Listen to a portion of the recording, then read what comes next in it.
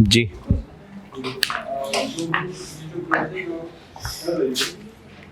उस फॉरवर्ड को जो कि हम मतलब फ्यूचर में सेटिस्फाई नहीं कर पा रहे हैं। मुस्तकबिल कहें, फ्यूचर क्योंकि डिफरेंट चीज़ है ना, तो मुस्तकबिल में, मुस्तकबिल में हाँ। वो फ्यूचर असल में एक और अलग चीज़ है ना, तो मैं इसे अवॉइड करता हूँ कि फ्यूचर का वर्ड बोलूँ। मुस्तकबिल में हाँ। तो क्या मतलब ऐसा क्वेश्चन आ सकता है कि कौन सा बेनिफिशियल हो सकता है कंपनी के लिए कि वो भी सेटलमेंट या अपना दूसरे जो पहले जो पार्ट किया हुआ था उसको जो है ना इसी पे लेके जाना चाहिए।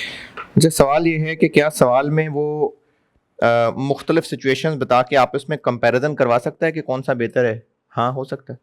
ये हो सकता है कि ये जरूरी है कि मतलब हमें जैसे 30 रुपए की कंपनी है लाजमी जो है ना 30 रुपए दोबारा उसकी अपोजिट एक क्लोजर। ये तो सवाल के डेटा पे डिपेंड करता है कि क्योंकि अगर आप ये कह रहे हैं कि इस तरह का सवाल हो कि क्या वो 30 अप्रैल पे रिमेनिंग 2 महीने का फॉरवर्ड लेके क्लोज आउट करे या 2 महीने और सुकून से गुजार ले और फिर स्पॉट पे क्लोज आउट करे, अगर आप ये कह रहे हैं, इसमें कंपनी डिसीजन तो नहीं कर सकती, क्योंकि डिसीजन तो वहां होता है जो एक पॉइंट ऑफ टाइम पे लेना होता है। तो करने को हो सकता है, सवाल हो सकता है आपसे पूछे कि अगर कंपनी 30 अप्रैल को आके फॉरवर्ड अपोजिट लेके क्लोज आउट करे या 30 जून पे आके स्पॉट पे क्लोज आउट करे, तो बेटर ऑफ किस में रहा, हो सकता है कंपैरिजन। नहीं नहीं, इसमें टाइम वैल्यू मनी की जरूरत नहीं है, क्योंकि दोनों में कैश 30 जून को ही मिलना है हमें, क्योंकि फाइनल जिस दिन फॉरवर्ड है उसी दिन ही कैश हम ले सकते हैं। अगर आज लेना है तो डिस्काउंटिंग करके लेना पड़ेगा। तो कंपेरेबल हैं दोनों, कि वो 30 अप्रैल को आके फॉरवर्ड क्लोज आउट कर दे या सुकून से चले और 30 जून पे आए, हो सकता है, सवाल में कंपैरिजन कहा जा सकता है। करेंसी फ्यूचर,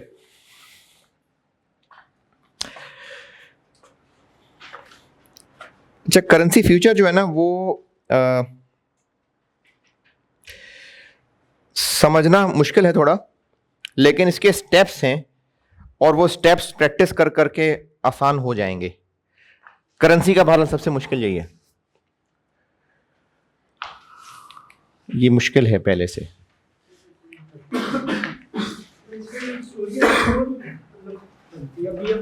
क्या क्या क्या स्टोरियां नहीं बनती?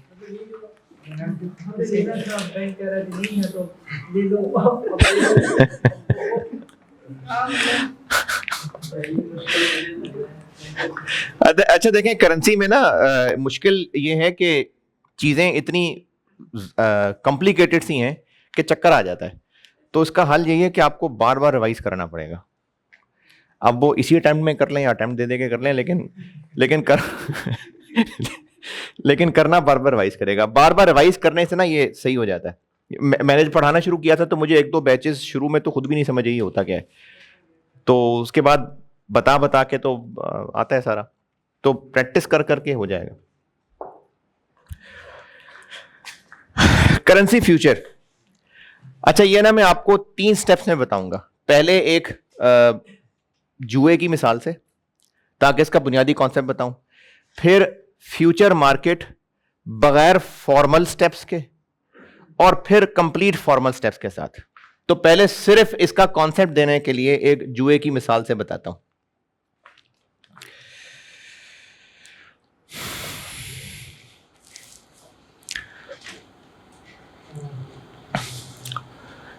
चलो जुआ नहीं, शर्त लगा लेते हैं। अच्छा वैसे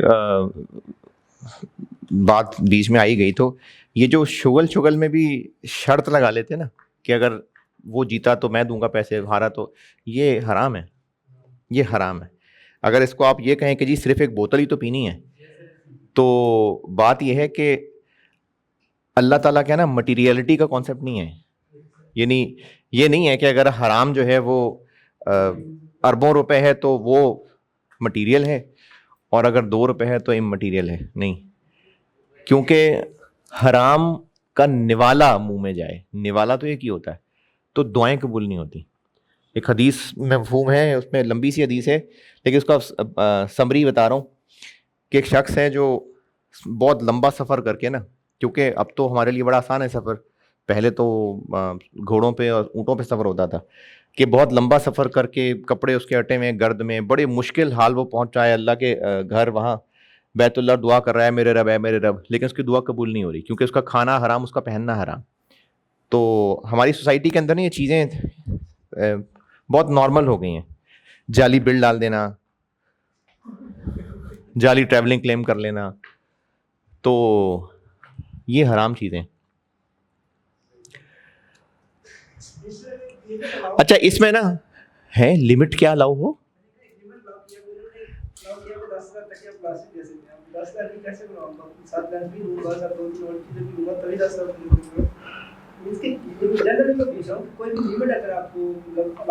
वैसे तो देखें ये अभी तो हम बीएफडी कर रहे हैं,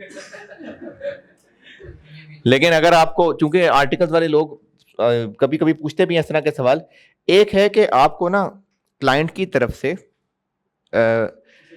आपको ये कहा गया है कि ये आपने लंच करना है, आप खुद ही कर लें, ये लें 1,000 रुपए, आप कर लें, ये 1,000 आपके लंच के लिए आपको दे दिए। अब आप उस 1,000 रुपए का लंच कर लें, चाहे 20 रुपए के चने वो खा लें भुन के, 20 रुपए में कितने से ही आएंगे, और बाकी 980 रुपए रख लें, वो आपके हैं, क्योंकि उन्होंने आपको 1,000 रुपए आपके मालिक बना दिया, आपको दे दिए कि ये लो हमारी तरफ से खाना खा लो, ना खाएं आप सारे 1,000 रुपए बचा लें।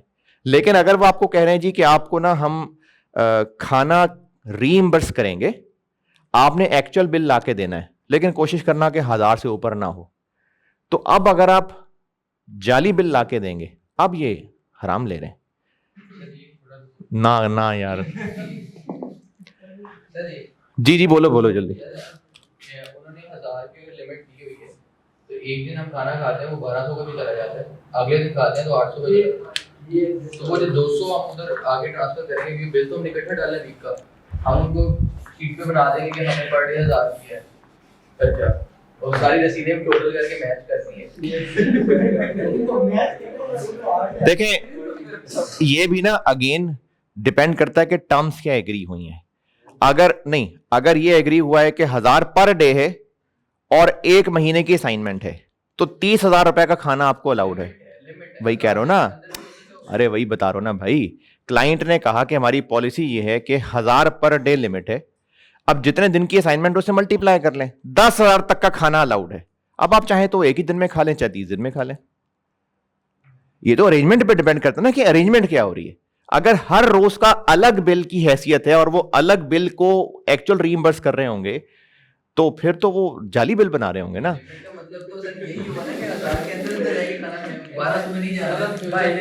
Future future future future currency future. मैं तो मिसाल ही जुए की लेने लगा था। खैर ये हम सिर्फ पढ़ने की नीयत से पढ़ रहे हैं, ये मैं आपको जुआ खेलना नहीं सिखा रहा। अच्छा मिसाल बहरहाल ये है जी, क्रिकेट के जुए की मिसाल है कि अगर सेंट्रल कॉन्ट्रैक्ट पीसीबी ने अनाउंस किया और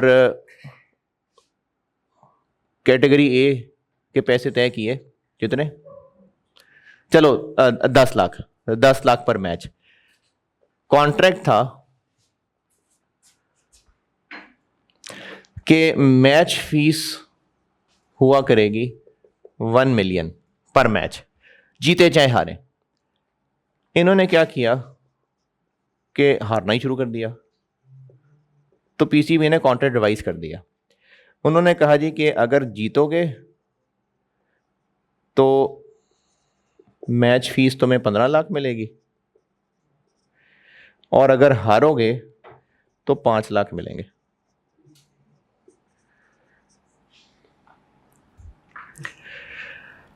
अब ये डिपेंडेंट हो गई उनकी हार और जीत पे। अब जो खिलाड़ी पहले बेफिक्र होकर खेलता था, उसको अब हो गई है टेंशन, तो वो इस टेंशन को दूर करने के लिए जुआ लगा लेगा, और जुआ लगाएगा टीम के हारने पे, और कहेगा जी शर्त के मैं 5 लाख का जुआ लगा दूं टीम के हारने पे, टीम हारे ही हारे। ये उसने टीम के हारने पे जुआ लगा लिया। अच्छा, अब जुआ लगाया है जुए की मार्केट में, ये एक अलग कॉन्ट्रैक्ट हो गया। अब ये खेलने गया मैच और हार गए, तो हारे तो मैच फीस कितनी मिली? 5 लाख। लेकिन चूंकि हारे तो ये जुआ जीत गया और इसको मिल गए 5 लाख।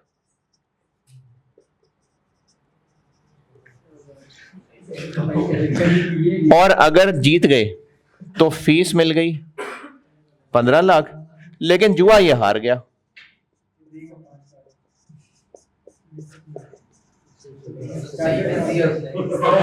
तो ओरिजिनल कॉन्ट्रैक्ट अपनी जगह है, जुए का कॉन्ट्रैक्ट अपनी जगह है, और उसने जुआ खेला है उस चीज से जिससे वो डर रहा था। यानी जिस सिचुएशन से डर रहा था उस सिचुएशन में उसने जुआ खेल लिया, ताकि अगर जिस चीज से डर रहा है वो हो जाए तो जुआ वो जीत जाए, और अगर वो सिचुएशन ना हुई तो फायदा उसको अच्छा खासा होगा, तो खैर है, जुआ हार भी जाए तो इससे उसने अपना जो रिस्क था वो हेज कर लिया। तो ये कॉन्सेप्ट है फ्यूचर मार्केट का। फ्यूचर मार्केट एक जुए की मार्केट है जहां पर कुछ हार कुछ जीत, कुछ चीजें रेट बढ़ना, कुछ रेट कम होना, इसके जुए लग रहे हैं।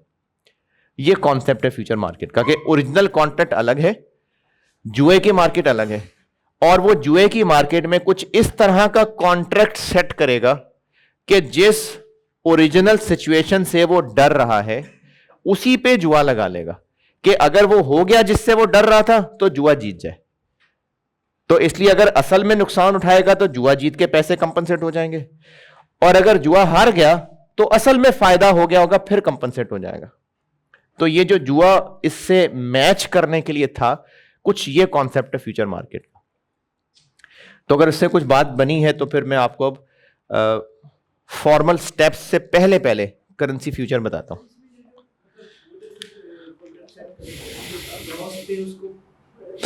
मतलब वो कह रहे हैं जी मैच हारेंगे ही हारें, जुआ लगा लिया, मैच हारेंगे जी, शर्त लगा ली, मैं कहता हूं हारेंगे। नहीं ना, फिर तो चेंज हो जाएगी ना। अगर वो जीतने पे जुआ लगाता है तो जीतेगा तो फीस भी ज्यादा मिलेगी और जुआ भी जीतेगा, और अगर हारेंगे तो जुआ भी हारेगा और फीस भी कम मिलेगी। तो इसलिए वो नहीं करेगा ऐसा। वो जिस सिचुएशन से डर रहा है उस पे जुआ लगाएगा ताकि वो नुकसान वहां हो तो यहां फायदा हो जाए, क्योंकि ये हेज, हम लोग हेजिंग पढ़ रहे हैं।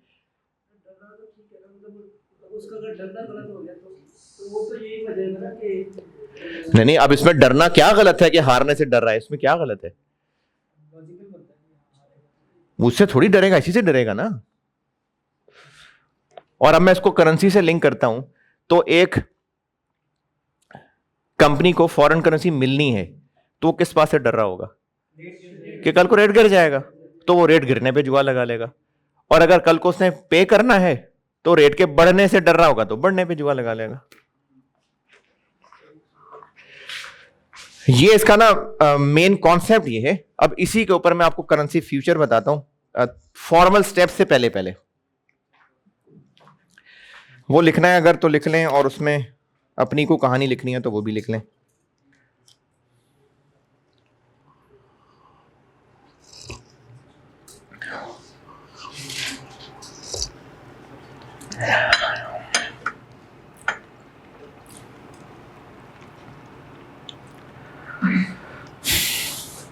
रिस्क पे ना आई कैप में सवाल आता ही आता है, और एक थोड़ी अच्छी बात यह है कि वो ICW के पैटर्न पे चले गए हैं और सारा कुछ पूछ रहे होते हैं, यानी मार्केट, मनी मार्केट भी, फॉरवर्ड भी, फ्यूचर भी, तो मल्टीपल चीज़ें पूछ रहे होते हैं, तो उस पर फिर नंबर लेने बेहतर होते हैं। इसका सेपरेट ग्रिड है, सवाल आएगा ही आएगा, 17-18 नंबर आएगा ही आएगा। है नहीं, ग्रिड 20-25 का नहीं है,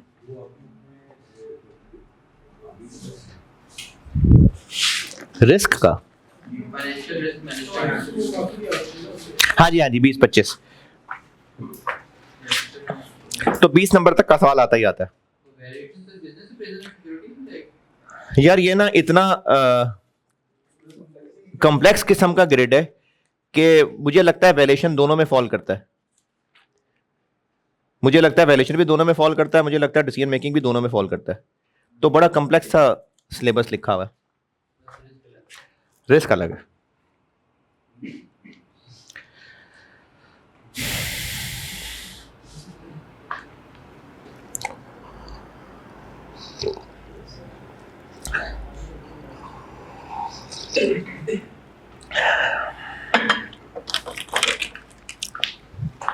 चले अब मैं इसको ना जरा थोड़े कम फॉर्मल स्टेप्स के साथ करेंसी फ्यूचर बताता हूं।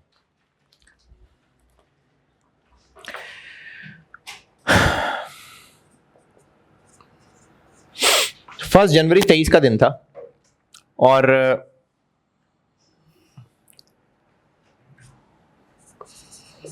पाकिस्तानी कंपनी का सवाल है और इन्होंने किया ये कि सोल्ड गुड्स फॉर स्टर्लिंग 50,000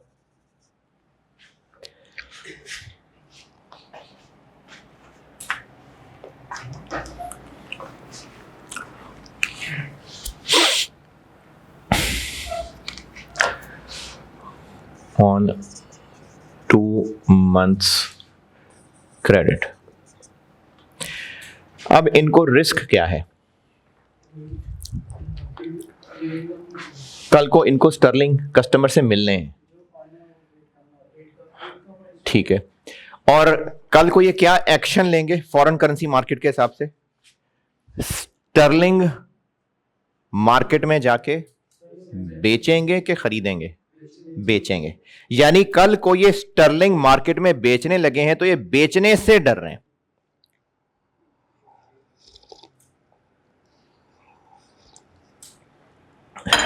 तो ये स्टर्लिंग के बेचने पे जुआ लगाएंगे।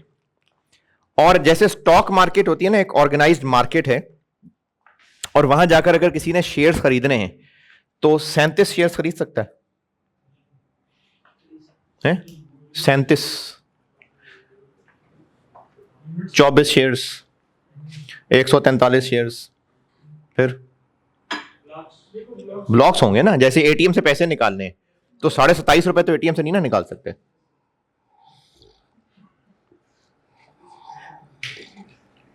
हाँ, तो नहीं निकाल सकते ना। तो इसी तरह ना फ्यूचर की मार्केट है ऑर्गेनाइज्ड।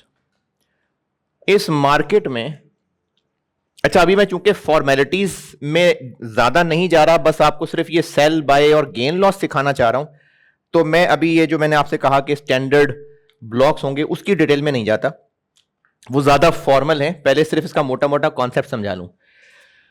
अब ये 1 जनवरी 23 को गुड्स बेच चुका और इसको अब एक फिक्र हो गई कि 2 महीने बाद स्टर्लिंग पता नहीं कितने का होगा। अब जिस दिन उसको फिक्र हुई है 1 जनवरी, तो 1 जनवरी को ये फ्यूचर मार्केट में जाएगा और कल को ये क्या करने वाला है, स्टर्लिंग बेचने वाला है कि खरीदने वाला है। तो वो फ्यूचर मार्केट में जाके, यहां पे मैं एक अंग्रेजी लिख रहा हूं, उसका मतलब समझाता हूं।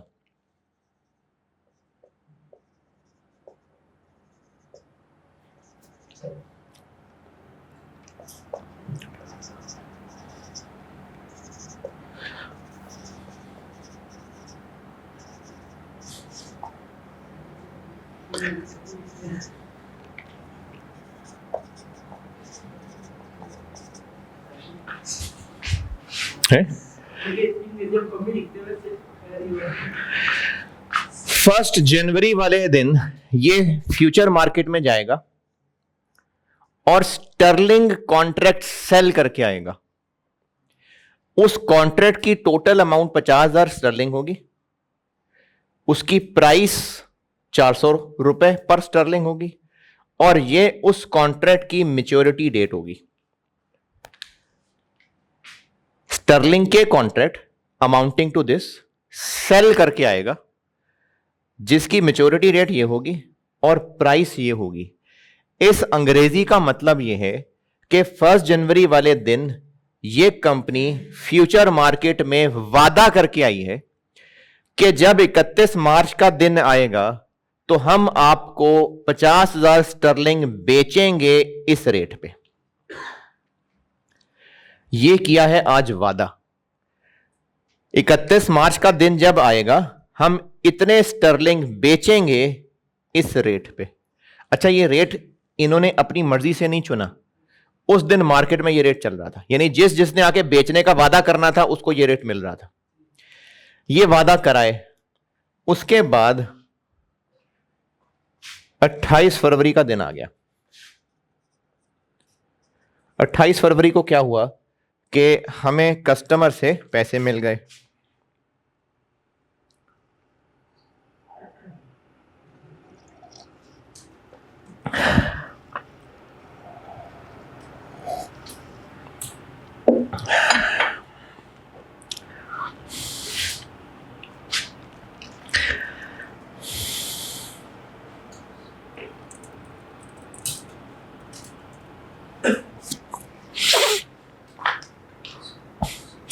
इसको पैसे मिले अपने कस्टमर से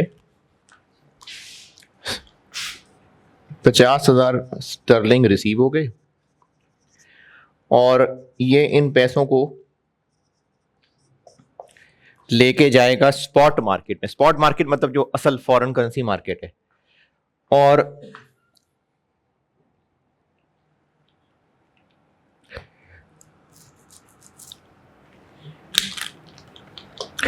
फर्स्ट जनवरी वाले दिन स्पॉट रेट चल रहा था 420।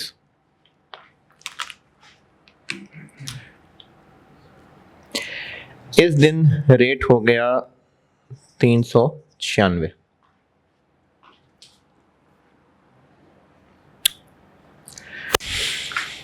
तो 28 फरवरी को अब ये दो काम करेगा। फिजिकली इसके पास स्टर्लिंग मौजूद है, ये स्पॉट मार्केट में जाएगा और इतने रुपए पे 50,000 स्टर्लिंग दुकानदार से एक्सचेंज कराएगा और इस मार्केट में दोबारा जाएगा और वो जो पुराना वादा किया हुआ है उसको कैंसिल करने के लिए एक और वादा कराएगा उलट।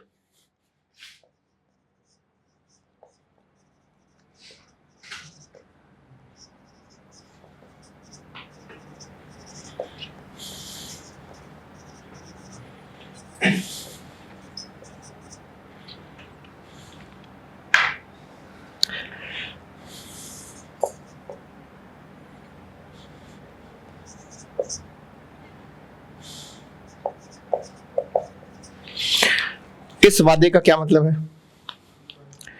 ये कह रहा है कि जब 31 मार्च का दिन आएगा तो हम 50,000 स्टर्लिंग खरीदेंगे इस रेट पे, और ये हम इतना कम क्यों रख रहे हैं, ज्यादा रख लें।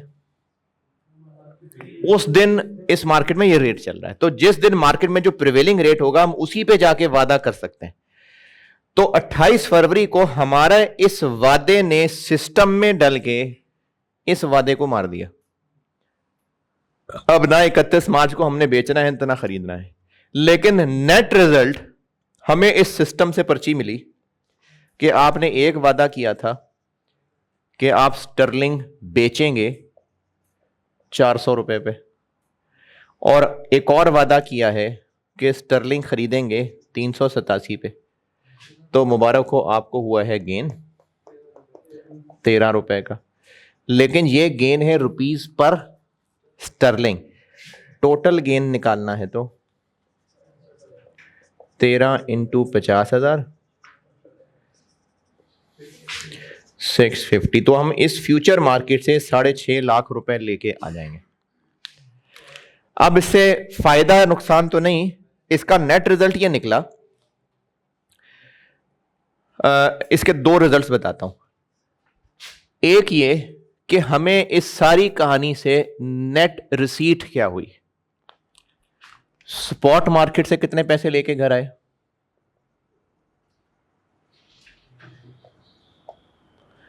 50,000 इंटू 198000, और फ्यूचर में भी हमें गेन ही हुआ है 263।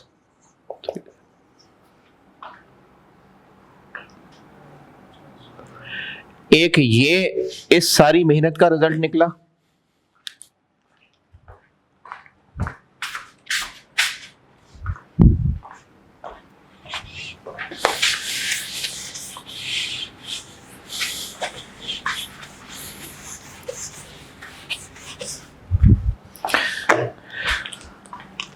और दूसरा इस मेहनत का रिजल्ट ये निकला कि हमें ये फ्यूचर मार्केट ना मिली होती तो असल में हमारे साथ क्या हुआ, फायदा हुआ कि नुकसान हुआ।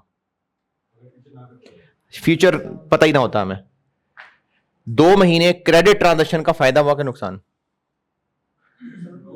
नुकसान हो गया, क्योंकि अगर हम कैश पे ट्रांजैक्शन करते तो इतने रुपए का स्टर्लिंग मिलता, अब हमें इतने का मिला, तो इसलिए असल में हो गया नुकसान। इसको कहेंगे लॉस ऑन स्पॉट। कितना नुकसान हुआ? 20 और 24 रुपए का।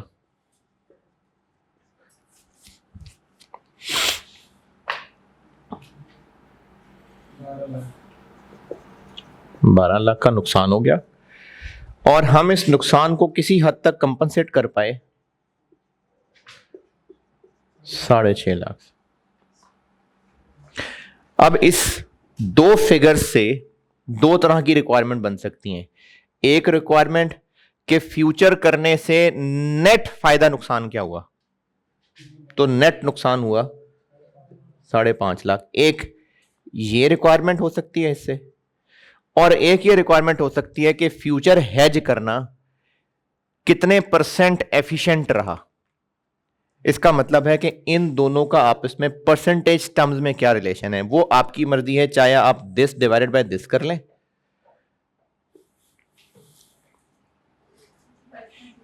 45 पॉइंट, और चाहे तो दिस डिवाइडेड बाय दिस कर लें,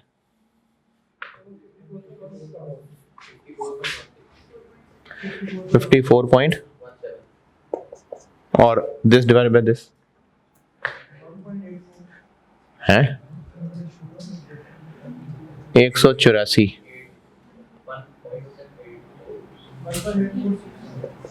184%। 24 कैसे आया? 420 था। अगर हम उसी दिन इसको कैश पे ही पैसे ले लेते, हमने जो 2 महीना का क्रेडिट किया तो ये रेट गिर के यहां तक पहुंच गया। स्पॉट मार्केट पे नुकसान हो गया ना। नुकसान का मतलब है क्रेडिट करने से क्या फायदा नुकसान हुआ,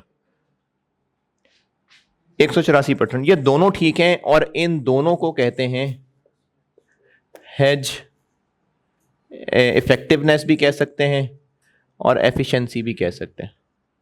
तो ये 2-3 तरह की रिक्वायरमेंट्स हो सकती हैं इसमें, कि फ्यूचर का नेट रिजल्ट कि हमें कितने पैसे मिले, ये आंसर है। नेट गेन लॉस क्या हुआ, ये आंसर है। हेज इफेक्टिवनेस क्या हुई, ये आंसर। अभी मैंने ना इसमें फॉर्मेलिटीज नहीं डाली, वरना इसमें कॉन्ट्रैक्ट साइज और कॉन्ट्रैक्ट मैच्योरिटी ये फॉर्मेलिटीज आ जाती हैं। तो ये करेंसी का फ्यूचर का तरीका है। और ये सेल और बाद में बाय ही क्यों किया?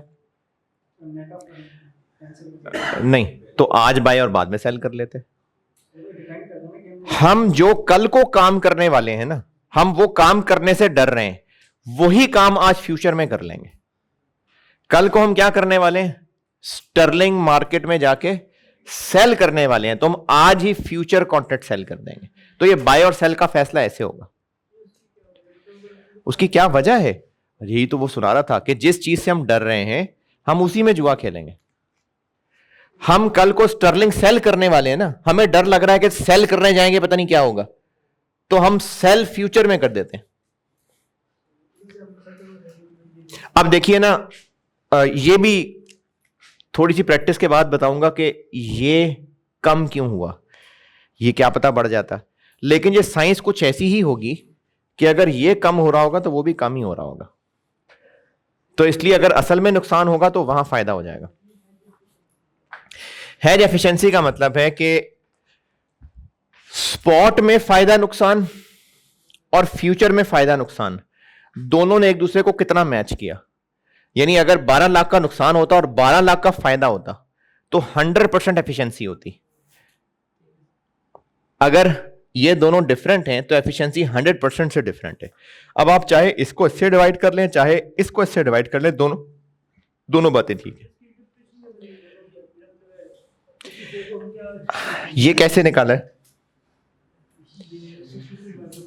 तो हम ये कहेंगे कि अगर स्पॉट पे लॉस 100 हुआ था तो ये 54 उसको कवर कर पाया।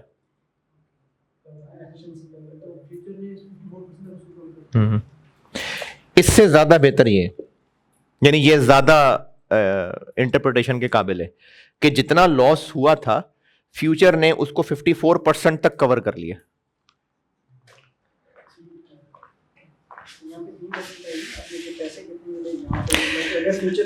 नेट पैसे हाथ में कितने आए? फ्यूचर मार्केट में जाने से नेट फायदा नुकसान क्या हुआ, और फ्यूचर मार्केट में जाने से हेज इफेक्टिवनेस क्या हुई? वो जो मैं कह रहा था फ्यूचर मार्केट में ना जाते, वो सिर्फ ये लाइन निकालने के लिए कहा था।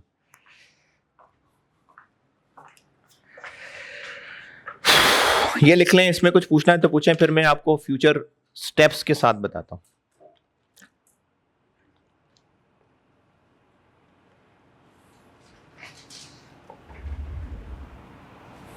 वालेकुम अस्सलाम।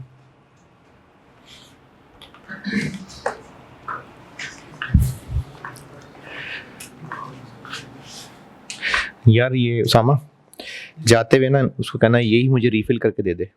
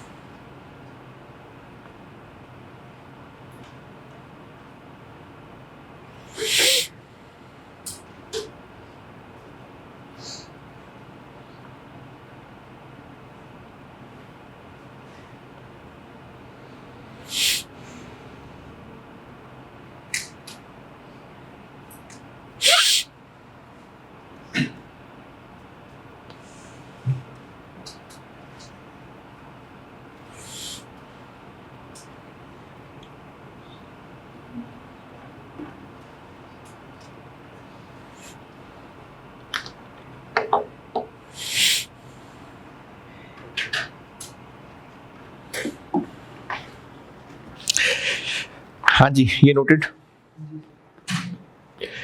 अगर नहीं भी नोट करना इसको तो कोई बात नहीं, क्योंकि अब जो फॉर्मल स्टेप्स के साथ बताऊंगा वो ज्यादा जरूरी है।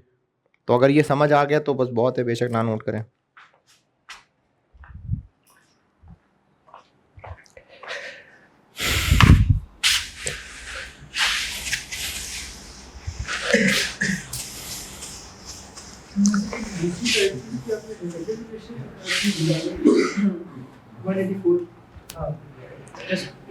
वन 184 ये है कि जो असल नुकसान हुआ वो फ्यूचर के गेन का 184%।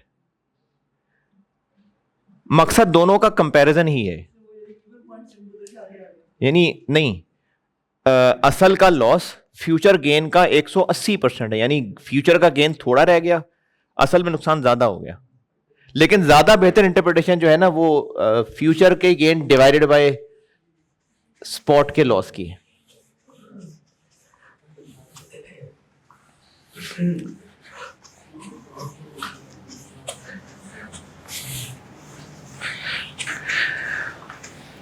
अच्छा, मैंने ना ये स्टेप्स लिखे हुए हैं तो इसलिए मैं सॉल्व करते हुए उनको ज़बानी बोल रहा हूँ। वैसे मैंने लिखे हुए हैं बुक में, अभी बुक से ना देखना, लेकिन वैसे बता रहा हूँ कि स्टेप्स मैंने लिखे हुए, सॉल्व करते करते मैं ज़बानी भी बोल रहा हूँ।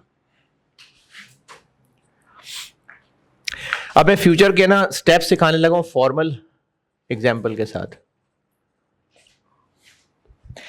अच्छा, एग्जाम क्वेश्चन क्या ये सारे फॉर्मल स्टेप्स वाला आएगा? जरूरी नहीं है, इससे भी अगला लेवल हो सकता है, लेकिन वो जो अगला लेवल है उसको समझने के लिए ये स्टेप्स समझने जरूरी हैं।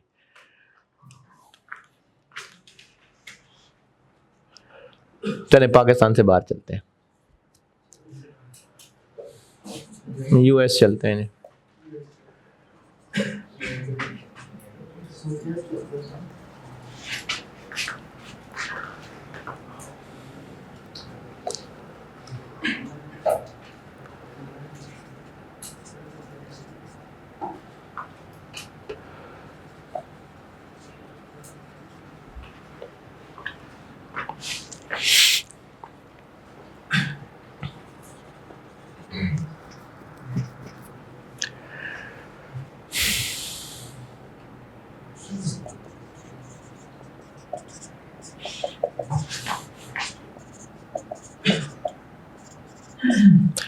यूएस कंपनी है और उसने ऑस्ट्रेलियन डॉलर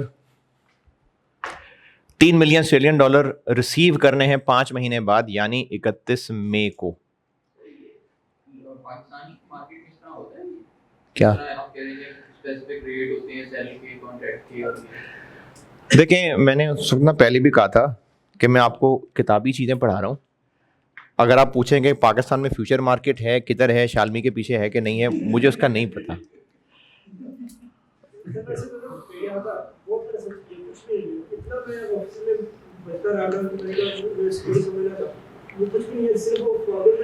फॉरवर्ड होता है, हाँ।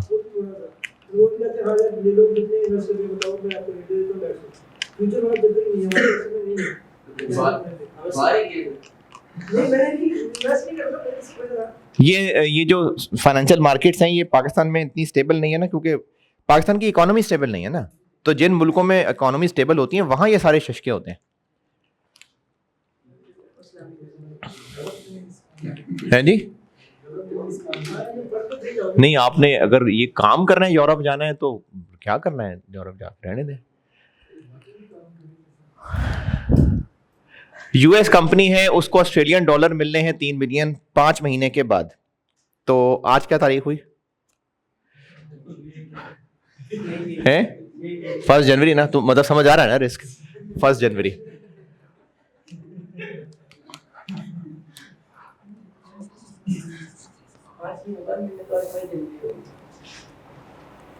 पांच महीने बाद अगर 31 में है तो आज 1 जनवरी।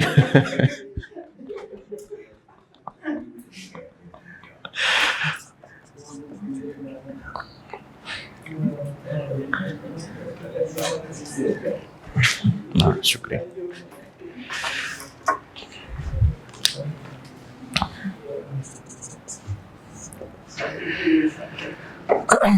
आज के दिन जो स्पॉट मार्केट में रेट चल रहा है डॉलर ओवर ऑस्ट्रेलियन डॉलर,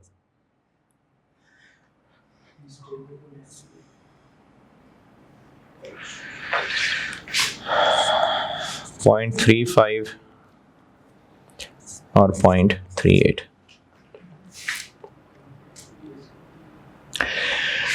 और फ्यूचर ऑस्ट्रेलियन डॉलर का फ्यूचर कॉन्ट्रैक्ट साइज है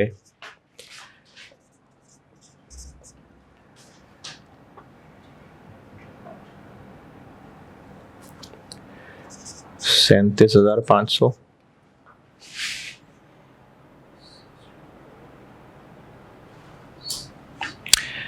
और ये सब आज का डेटा है। और फ्यूचर की प्राइस है हाँ ठीक है, फ्यूचर की प्राइस है इस दिन मार्केट में 2 मैच्योरिटीज वाले फ्यूचर मिल रहे हैं। 31 मार्च मैच्योरिटी वाला और 30 जून मैच्योरिटी वाला। तो जो 31 मार्च मैच्योरिटी वाला फ्यूचर मिल रहा है, बल्कि इतनी लंबी डेट डालने की जरूरत नहीं है, इसको कह लेते हैं 31 मार्च फ्यूचर और 30 जून फ्यूचर। तो ये जो फ्यूचर की पहचान के साथ डेट लिखी हुई है ना, ये मैच्योरिटी डेट है। इसकी प्राइस चल रही है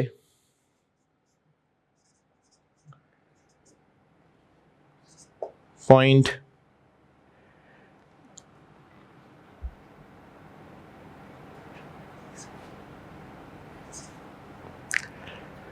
और इसकी प्राइस चल रही है 0.26। पहले ये फ्यूचर ये सिंगल रेट वाला पक्का कर ले, फिर डबल रेट भी ले आऊंगा।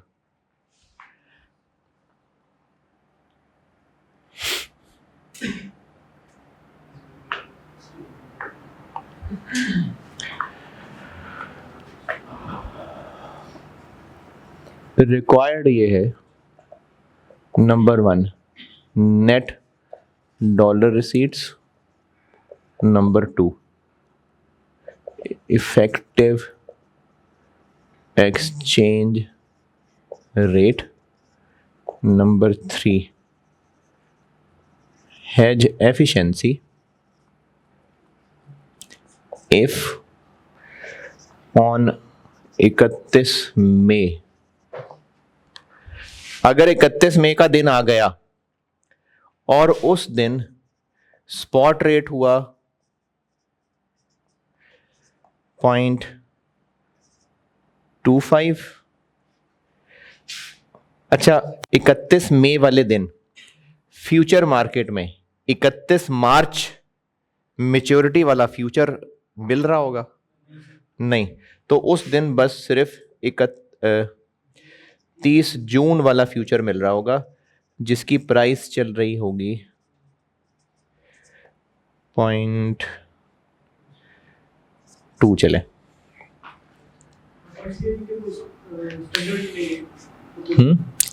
वो उसकी मैच्योरिटी ही 31 मार्च की थी, आप समझे, उसकी एक्सपायरी डेट है। अब जब 31 मार्च को मार्केट में जाएंगे तो वो एक्सपायरी डेट वाला थोड़ी मिल रहा होगा, वो तो खत्म हो गए होंगे। ये सवाल है, इसको मैं सॉल्व करता हूं स्टेप्स के साथ।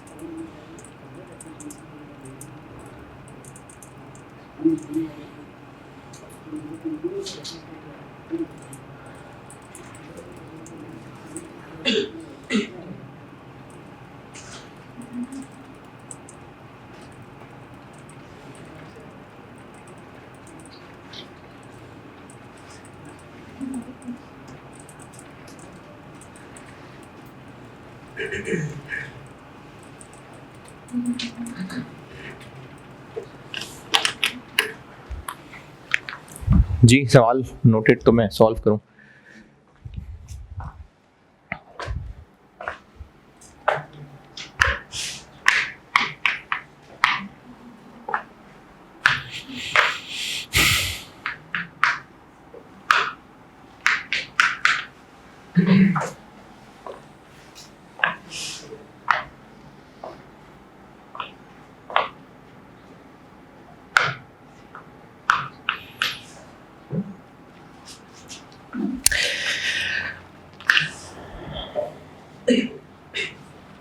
अच्छा, ये ना स्टेप्स याद रखने के लिए हैं। शुरू के 2-3 स्टेप्स जरूरी नहीं कि पेपर में अलग अलग इनको स्टेप्स में लिखें, ये 3 स्टेप्स कंबाइन भी हो सकते हैं, लेकिन अभी सिर्फ समझाने के लिए इनको अलग अलग बता रहा हूं। एक काम हमने ये देखना है कि मार्केट में हम जब आज जाएंगे, आज मतलब 1 जनवरी, तो फ्यूचर कॉन्ट्रैक्ट्स कितनी तरह के अवेलेबल हैं? 2, 31 मार्च एक्सपायरी वाला, 30 जून एक्सपायरी वाला। तो हम इनमें से कौन सा कॉन्ट्रैक्ट जिस दिन हमने ट्रांजैक्शन करनी है, जिससे हम डर रहे हैं, हम वो वाला फ्यूचर उठाएंगे जो इसी दिन की एक्सपायरी वाला है, ये आइडियल है। और अगर इस दिन वाला नहीं तो इसके फौरी बाद वाला, पहले वाला नहीं, पहले वाला नहीं, बाद वाला, और वो भी फौरी बाद वाला, क्योंकि हो सकता है 30 सितंबर भी अवेलेबल होता, तो हम 30 जून वाला लेते। सेम डेट वाला मिल जाए बेस्ट है, अगर नहीं तो फौरी बाद। तो इनमें से कौन सा? 30 जून। तो हम इसमें 30 जून वाला ऑस्ट्रेलियन डॉलर फ्यूचर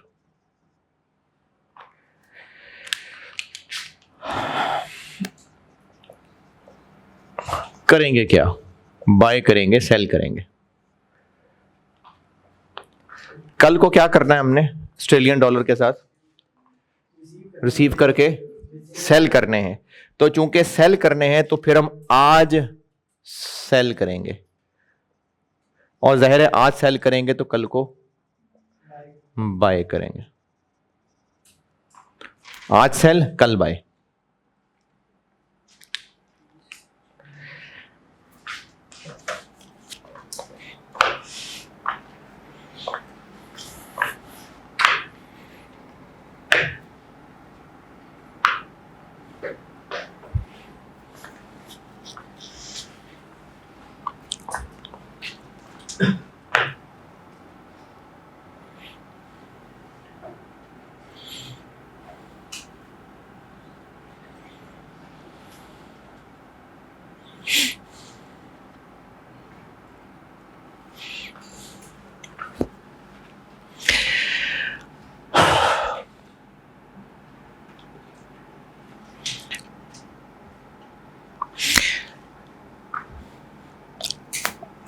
बहुत सारे मेहमान हैं और उनके लिए लानी है बोतलें, लेकिन बोतलें एक एक करके नहीं मिल रही, पूरे पूरे क्रेट मिल रहे हैं, और एक क्रेट में 20-20 बोतलें हैं।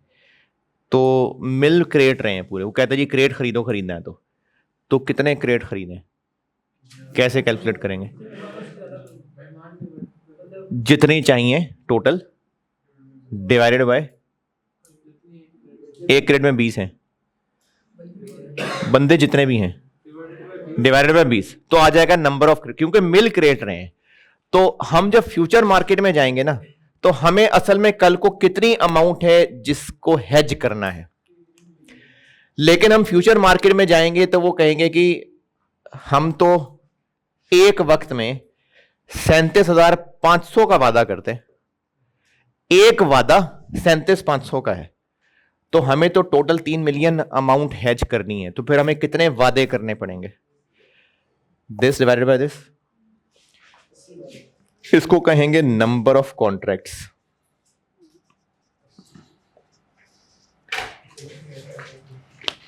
तो जितनी हमने अमाउंट हेज करनी है टोटल, डिवाइडेड बाय एक वादे का साइज कितना है, 37,500,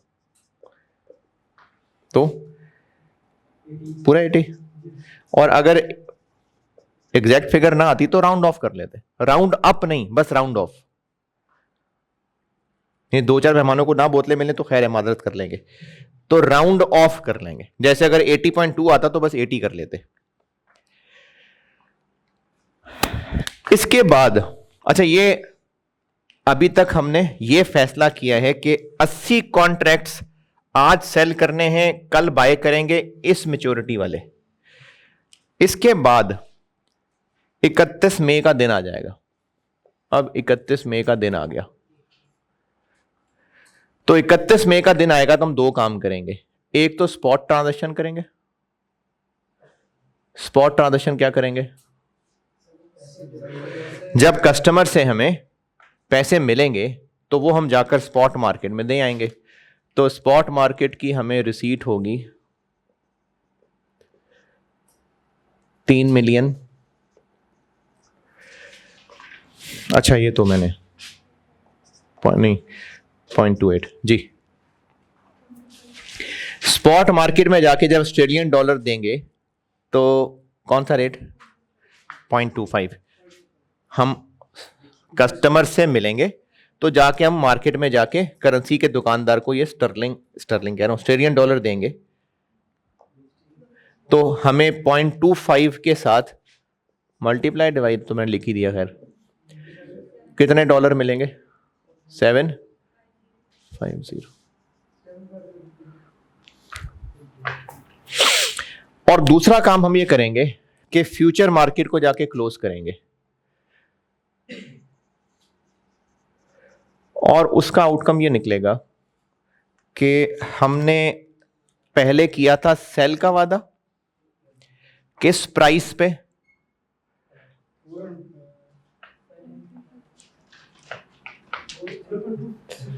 0.26 पे।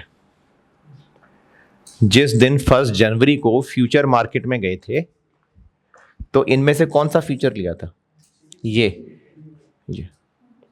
और क्या किया था, सेल 0.26।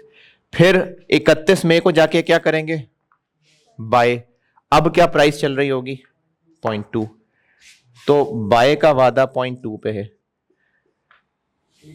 0.06 का गेन है, लेकिन ये है $0.06 पर ऑस्ट्रेलियन डॉलर। टोटल गेन कैसे निकलेगा, 0.06 क्या है, पर ऑस्ट्रेलियन डॉलर, एक कॉन्ट्रैक्ट में इतने, इसका आंसर आ गया, एक कॉन्ट्रैक्ट पे गेन इंटू 80।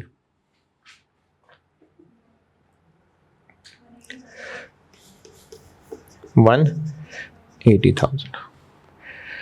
अब ये फिगर्स हैं और इनसे वो 3 रिक्वायरमेंट्स बनाते हैं।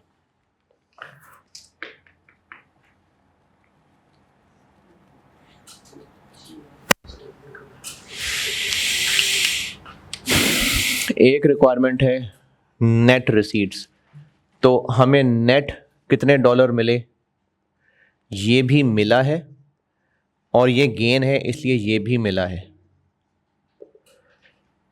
930।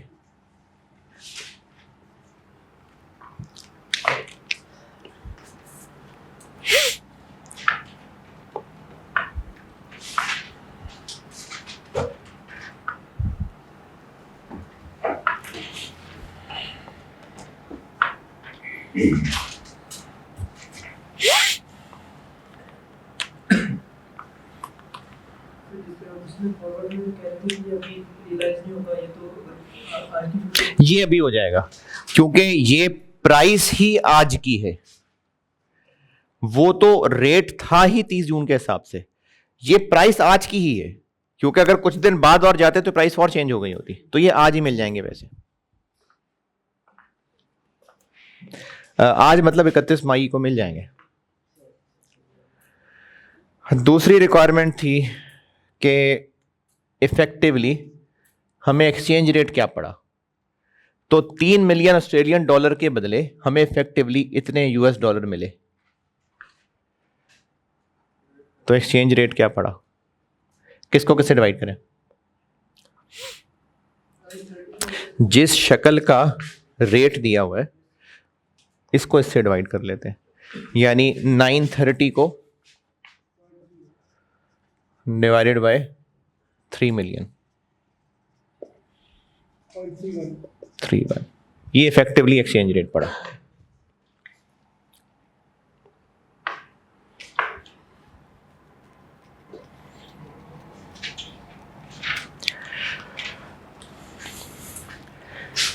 और हेज एफिशिएंसी ये पड़ी कि स्पॉट पे हुआ नुकसान, कितना नुकसान, अगर हमें कस्टमर से आज ही पैसे मिल जाते तो हम इस रेट पे कन्वर्ट करा लेते, लेकिन हमें इंतजार करने की सजा ये रेट मिला, तो 0.1 का नुकसान हो गया।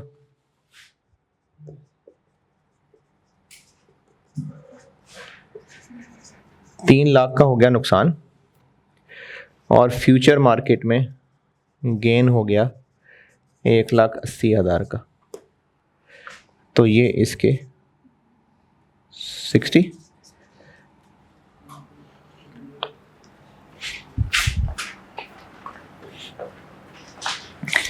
ये है जी करेंसी फ्यूचर का आसान तरीन सवाल।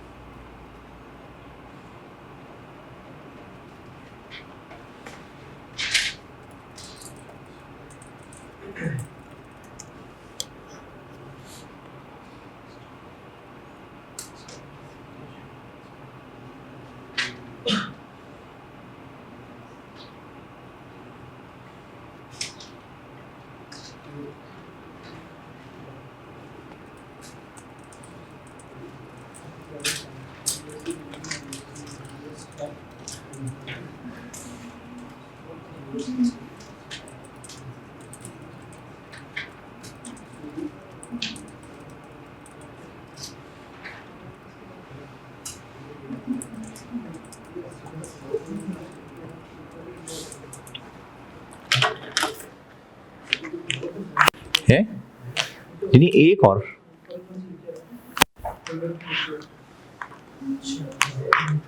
अच्छा ज़बानी एक बात सुन लें, चलें इसको नोट कर लें तो मैं ज़बानी एक बात कर।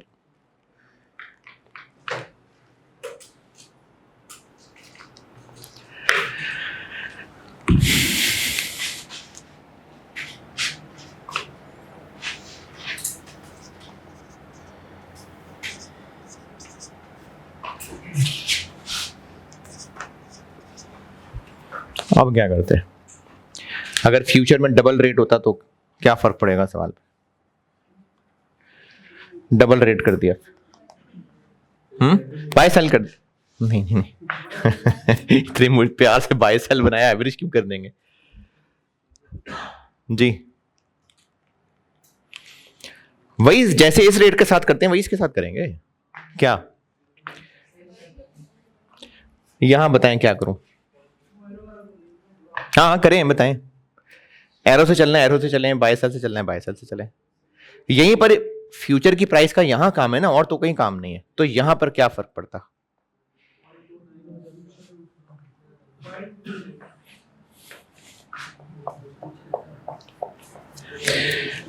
आज हम क्या कर रहे हैं? फ्यूचर कॉन्ट्रैक्ट सेल, यानी हम ऑस्ट्रेलियन डॉलर देंगे, तो बाय सेल से चलना है तो हम सेल का वादा कर रहे हैं, यानी बाय रेट लगेगा। हम सेल का वादा कर रहे हैं तो रेट तो दुकानदार के हिसाब से होता है, और जिन्होंने एरो से चलना है हम कह रहे हैं जी हम ऑस्ट्रेलियन डॉलर देंगे।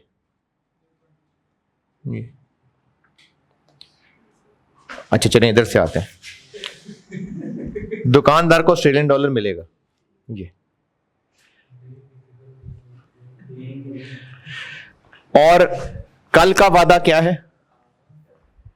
ऑस्ट्रेलियन डॉलर बाय, यानी हम फ्यूचर मार्केट वालों से ऑस्ट्रेलियन डॉलर लेंगे, तो ये इसकी जगह 0.23 आ जाता बस। तो अगर जी सेम ही है, यहां पर मैंने ये रेट लिया है, यहां पर मैंने ये रेट लिया है, तो रेट ही लिखना था, और क्या लिखना था? मोहल्ले बुक लिखना था, और क्या? नहीं, ये हम सेल कर रहे हैं, ये हम बाय कर रहे हैं, तो रेट का फर्क आएगा ना। उधर लेफ्ट वाला है, राइट वाला रेट।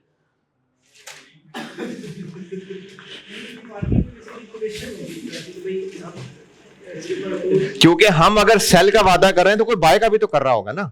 तो ये जो फ्यूचर मार्केट में प्राइस है, ये भी एक्चुअली एक एक्सचेंज रेट ही है, ये भी बाय सेल की शक्ल में ही है। चलें ठीक है जी, कल और प्रैक्टिस करते हैं इसकी।